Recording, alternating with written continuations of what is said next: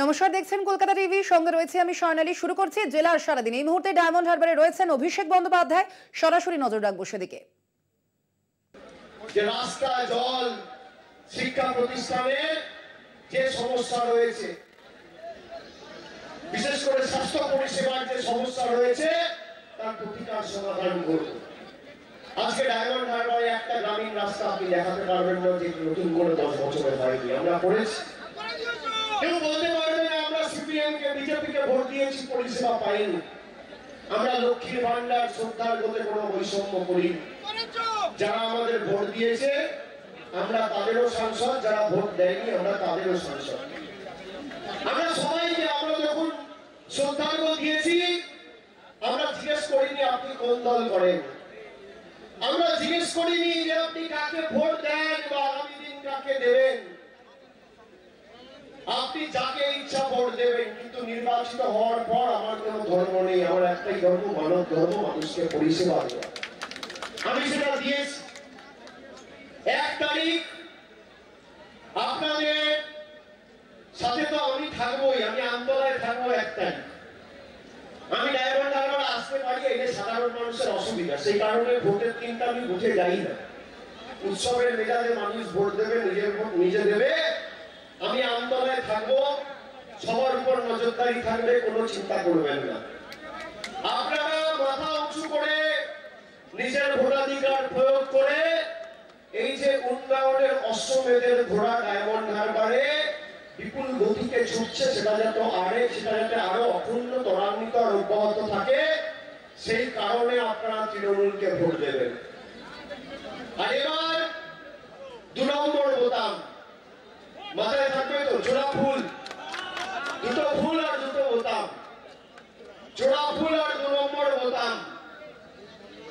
1 তারিখ আমি খালি আপনাদের একটুকু বলবো, আমি চাইবো আপনাদের থেকে, আমি তো ভোট চাইতে আসিনি, আমি আগে বললাম।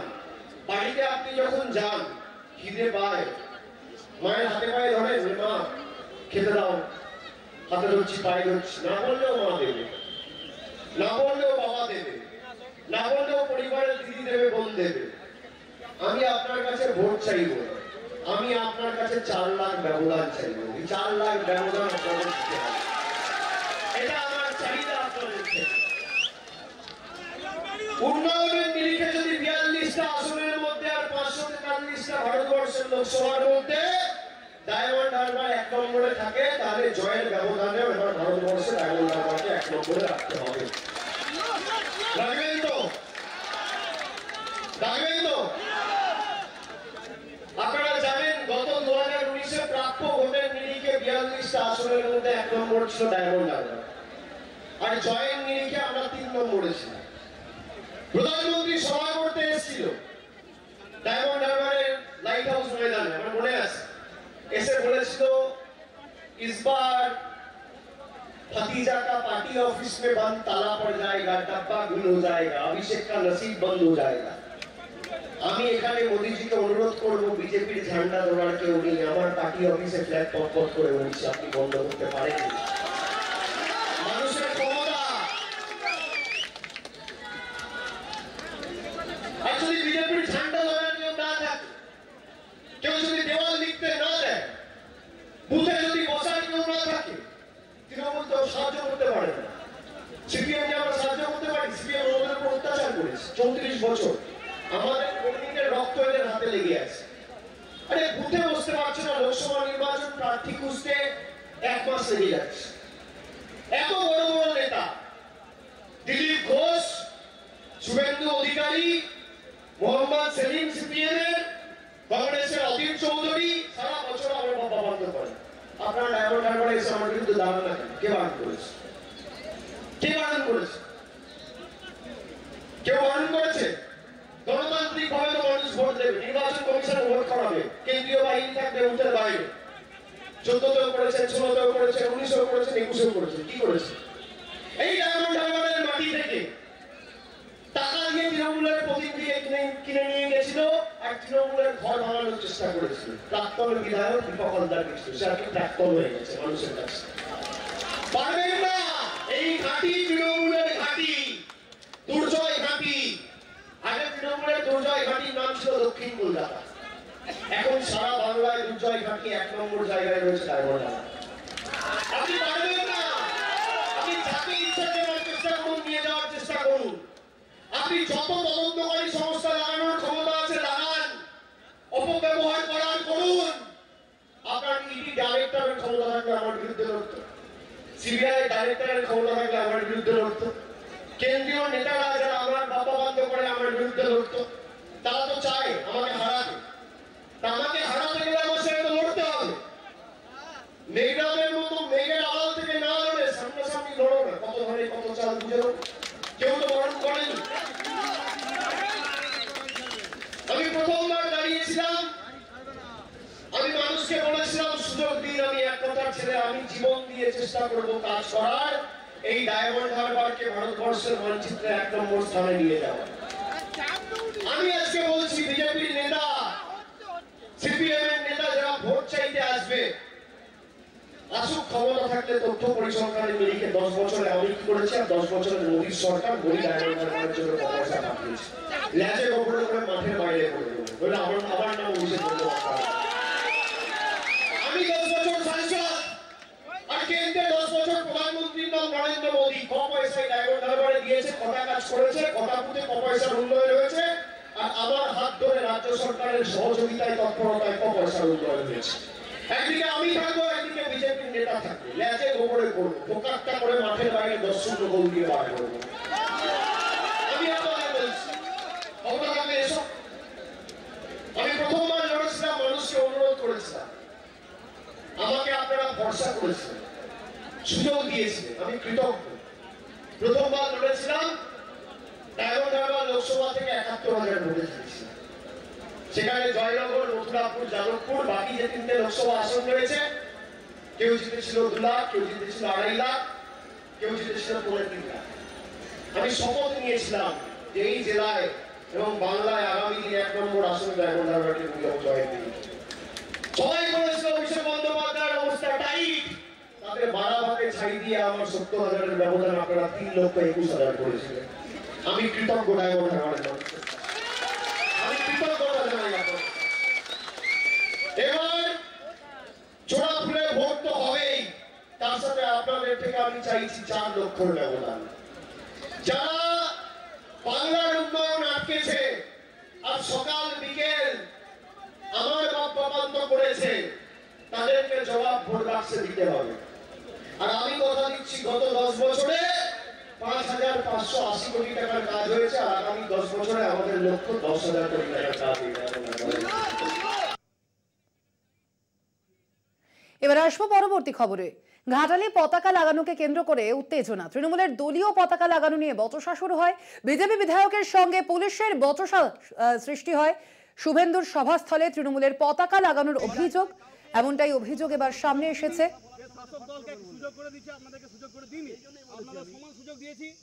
যেখানে অসুবিধা আছে সেখানে আমি নিজে গিয়ে সলিউশন করেছি। ওই কথাটা আপনার বলা ঠিক হয়নি। আমি শাসক দলের কাজ করছি, শাসক দলের বলতে আসিনি আমি কথাটা। আপনি এই কথাটা আমাকে টার্গেট করে ভুল করেছেন। আমি কি বলছি, আমি ডেফিনেটলি বলবো, আমি কোনোদিন এই জায়গাটা যাইনি, আমি এই জায়গাটা দিই সুযোগ কাউকে। এই কথাটা বলার সুযোগ আমি কাউকে দিইনি বলে সাহেব, আমি কাউকে দিইনি এখন এই জায়গাটা। অসম্ভব, অসম্ভব, আমি বলিনি কাউকে, কাউকে এই জায়গাটা দিইনি। আমি এমএলএ সাহেব আজ পর্যন্ত এই জায়গায় কাউকে এই কথাটা বলার সুযোগ দিইনি যে শাসক দলকে সুযোগ করে দিচ্ছে, আপনাদেরকে সুযোগ করে দিইনি। আপনাদের সমান সুযোগ দিয়েছি, যেখানে অসুবিধা আছে সেখানে আমি নিজে গিয়ে সলিউশন করেছি। আপনাদের মিটিংয়ে সমস্যা হয়েছিল একটা মিছিলে, আমরা সরিয়েছিলাম ওখান থেকে। তো বলছি আমরা এই কথাটা নয়, আপনি বাড়ি যাবেন স্যার, আপনি বাড়ি যাবেন ভুল বলেন, আপনি বাড়ি যাবেন কথা বললেন, কথা হয়েছিল এমএলএ সাহেব নিজে জায়গার কথা আসতেই তো কথাটা বললাম। শুনবেন আগে, আপনি ভালো করে কথা শুনবেন, উল্টো পাল্টা কথা বলবেন। আমিও আপনি কথা শুনুন না, বাদ বেয়ে বলেছি, বেড়েছে বলেছি, তাহলে আপনি কথাটা কি বলছেন? প্রেজেন্ট পাস্ট ফিউচার সম্পর্কে আগে জ্ঞান রাখুন, কথা বলবেন। হ্যাঁ, পড়েছেন মানে বিজ্ঞান হয়ে গেছে নাকি? আপনার ভুল হতে পারে না, আপনার ভুল হতে পারে না, আপনার ভুল হতে পারে। তাহলে এ বিষয়ে আমরা কথা বলবো। ফোন লাইনে রয়েছেন আমাদের প্রতিনিধি মধুসূদন ভট্টাচার্য। মধুসূদন, ঠিক কি কারণে এই ঘটনা, কি অভিযোগ উঠে আসছে? দেখো স্বর্ণালী, একেবারে কিন্তু ঘাটাল লোকসভা কেন্দ্রের বিজেপি প্রার্থী হিরণময় চট্টোপাধ্যায় আর তার সমর্থনে 21 তারিখ ঘাটাল লোকসভা কেন্দ্রের যে খড়ার এলাকা, সেই খড়ার এলাকাতে বিজেপির একটি জনসভা রয়েছে। সেই জনসভাতে উপস্থিত থাকবেন শুভেন্দু অধিকারী। সেই জনসভাকে সাফল্য করার লক্ষ্যেই কিন্তু আজ বিজেপির কর্মী সমর্থকরা সেখানে পরিদর্শন করতে যায়। আর সেই পরিদর্শনের পাশাপাশি তাদের যে সভামঞ্চ করা হবে সেই স্থানে তৃণমূলের বেশ কিছু কর্মী সমর্থকরা তারা সেখানে পতাকা লাগাতে শুরু করে। সেই ঘটনাকে কেন্দ্র করেই কিন্তু ঘাটালের যে বিজেপি বিধায়ক শীতল কপাট সেখানে তাদের তৃণমূল কর্মীদের বলতে গেলে তারা সেখান থেকে চলে যায়। পাশাপাশি তারপরেই কিন্তু পুলিশের সঙ্গে বচসায় জড়িয়ে পড়ে ঘাটালের বিজেপি বিধায়ক শীতল কপাট। সোনালী, ধন্যবাদ তোমায়। আমরা কথা বললাম, আমাদের সঙ্গে ফোন লাইনে ছিলেন আমাদের প্রতিনিধি মধুসূদন ভট্টাচার্য।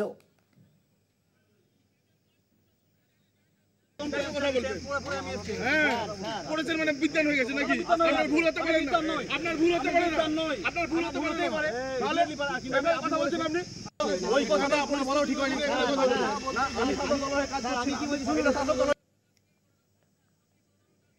বাংলায় ইন্ডিয়া জোট নেই, তৃণমূলের নিশানায় বরাবর অধীর রঞ্জন চৌধুরী। প্রদেশ কংগ্রেস সভাপতিও খোলা হাতে মমতার বিরুদ্ধে চালিয়ে খেলেছেন এতদিন। কংগ্রেস হাইকমান্ড দেখেও না দেখার ভঙ্গিতে এতদিন এড়িয়েছিলেন বিষয়টিকে, কিন্তু চৌঠা জুন এগিয়ে আসছে। কেন্দ্রে জোট সম্ভাবনা জিইয়ে রাখতে এবার ময়দানে হাইকমান্ড। স্পষ্ট ভাষায় অধীরকে বার্তা, দলের নীতি না মানলে চলে যাওয়াই উচিত। পঞ্চম দফা ভোটের আগে শিরোনামে ইন্ডিয়া জোট, যার শুরু 15ই মে। ওই দিন মমতার এক বক্তব্যে জোটের ভবিষ্যৎ নিয়ে জল্পনা জোরালো হয়। আমি দিল্লির কথা বলছি, ইন্ডিয়া জোটকে নেতৃত্ব দিয়ে বাইরে থেকে সব রকম সাহায্য করে আমরা সরকার গঠন করে দেব। পরে অবশ্য অবস্থান স্পষ্ট করে তৃণমূল। মমতা বলেন, অল ইন্ডিয়া লেভেলে অনেকে আমায় ভুল বুঝেছে। আমি বলেছি বাংলায় কোনো জোট নেই, কিন্তু ইন্ডিয়ায় যে জোটটা ওটা আমি তৈরি করেছিলাম। ওই জোটটা দিয়ে আমরা সরকার তৈরি করব, আমরা জোটে থাকবো। বাংলা ইন্ডিয়া জোটের কোনো অস্তিত্ব নেই, যেমন নেই কেরালে। প্রদেশ কংগ্রেসের সঙ্গে প্রথম থেকেই দূরত্ব রেখেছে তৃণমূল। জোটের পথে হাঁটতে গিয়ে কেন হোঁচট, কেন শেষ পর্যন্ত কংগ্রেস ও বাম কাছাকাছি? তৃণমূলের কাঠগড়ায় অধীর চৌধুরী। তৃণমূলের দাবি রাজ্যের জোট না হওয়ার এক ও একমাত্র কারণ অধীর চৌধুরী। ওদের বিরোধী দল নেতা যিনি মুর্শিদাবাদ জেলায় থাকেন, তাকে কিভাবে বুকের মধ্যে স্নেহ করে আগলে রাখে? তিনি কি সত্যি কংগ্রেসী, না তিনি সত্যি বিজেপি বিরোধী? 7 দফার লোকসভা নির্বাচনের আর বাকি 3 দফা। এরই মধ্যে ফের চর্চা ইন্ডিয়া জোট। 4 জুন ভোটের ফল, তার আগে অধীর চৌধুরীকে স্পষ্ট বার্তা কংগ্রেস হাইকমান্ডের। ममता जी पहले तो उन्होंने ये कहा कि हम बाहर से सपोर्ट करते हैं, लेकिन रिसेंटली और एक स्टेटमेंट उनका आया है कि अगर सरकार बनती है तो सरकार में हम शामिल हो जाएंगे। तो नेचुरली वो गठबंधन के साथ है।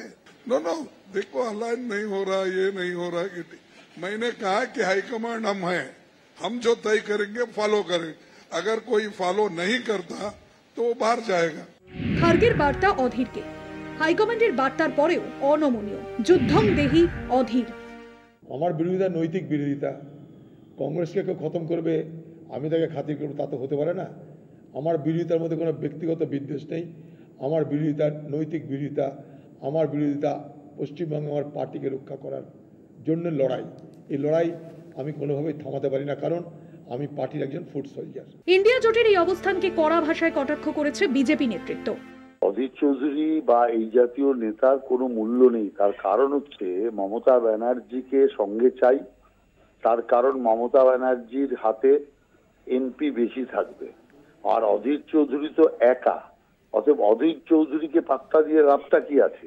এটাই কংগ্রেসের বরাবর নীতি। এই পরিস্থিতিতে জোটের ভবিষ্যতের পাশাপাশি অধীর চৌধুরীর ভবিষ্যৎ কোন দিকে, তার জবাব মিলবে 4 জুন। কলকাতা টিভি। ফিরে এলাম বিরতির পর। দেখছেন জেলার সারাদিন এবং এই মুহূর্তে যে গুরুত্বপূর্ণ খবরের দিকে নজর রাখবো। সন্দেশখালীতে ফের নির্যাতনের অভিযোগ সামনে এসেছে। নাবালিকাকে শ্লীলতাহানি ও ধর্ষণের চেষ্টার অভিযোগ। সন্দেশখালী থানায় অভিযোগ দায়ের সিবিআই এর পোর্টালেও নালিশ। ঘটনায় আটক তৃণমূল নেতার ছেলে। এ বিষয়ে আমরা আরো বিস্তারিত জানবো। ফোন লাইনে রয়েছেন প্রতিনিধি সঞ্জিত চক্রবর্তী। সঞ্জিত, ঠিক কি অভিযোগ সামনে আসছে এই ঘটনায় এখনো পর্যন্ত কি জানা যাচ্ছে পুলিশ সূত্রে?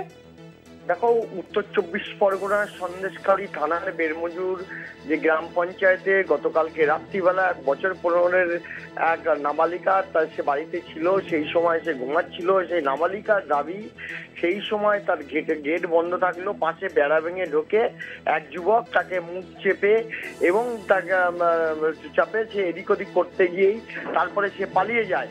ইতিমধ্যে সেই নাবালিকার তিনি দাবি করেছেন তাকে শ্লীলতাহানি এবং ধর্ষণের চেষ্টা করে এক স্থানীয় এক যুবক, এবং এই যুবক নাকি এক তৃণমূল নেতার ছেলে, এমনটাই দাবি করা হয়েছে। ইতিমধ্যে এই দাবি পাশাপাশি তারা বিশেষ করে বিজেপি নেত্রী অর্চনা মজুমদার রয়েছে সঙ্গে, তিনি দাবি করেছেন যেভাবে পরিকল্পনা করে রাতের অন্ধকারে ওই যুবক ঢুকেছিল এবং এর উপযুক্ত শাস্তির দাবিতে তারা কিন্তু ইতিমধ্যে সন্দেশখালী থানার সামনে গিয়ে বেশ কিছুক্ষণ তারা প্রতিবাদ জানায়। তারপরে এই নাবালিকা নিয়ে প্রথমে সন্দেশখালী থানায় একটা লিখিত অভিযোগ দায়ের হয়, তারপরে এখান থেকে চলে যায় ধামাখালীতে যে সিবিআই অস্থায়ী ক্যাম্প, সে পোর্টাল সেই ওখানে গিয়ে অভিযোগ করেন, অর্থাৎ এই নাবালিকার অভিযোগ করেন। ইতিমধ্যে নাবালিকার যে আত্মীয় নির্যাতিতা তিনি বলেছেন গতকালকে রাত্রে এই ঘটনায় রীতিমতো চাঞ্চল্য চলেছে।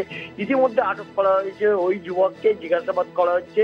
এখন প্রশ্ন হচ্ছে যে এই ঘটনার পরে প্রায় গতকালকের পরে আজকে সন্ধ্যেবেলায় এই ঘটনা যখন অভিযোগ দায়ের হয়েছে, পুলিশ তদন্ত শুরু করেছে। ইতিমধ্যে ওই নাবালিকার মানে অভিযোগের ভিত্তিতে কিন্তু তার মেডিকেল পরীক্ষা করা হবে। মেডিকেল পরীক্ষা করার পরে জানা যাবে এই নাবালিকার ঘটনা কি আছে। আর পাশাপাশি এছাড়াও পুলিশ যুবককে আটক করে জিজ্ঞাসাবাদ করছে, তদন্ত করে দেখছে যে এর মধ্যে ওই যুবকের ভূমিকাটা কি ছিল। সব মিলিয়ে নতুন করে এই নির্যাতনের অভিযোগে এবং শ্লীলতাহানি ধর্ষণের চেষ্টায় রীতিমতো অভিযোগ দায়ের হয় নিয়ে নতুন করে চাঞ্চল্য হয়েছে সন্দেশখালী থানা এলাকার বেরমুজুর এলাকায়। একদম ধন্যবাদ তোমায় সঞ্জিত। আমাদের সঙ্গে ছিলেন ফোন লাইনে আমাদের প্রতিনিধি সঞ্জিত চক্রবর্তী।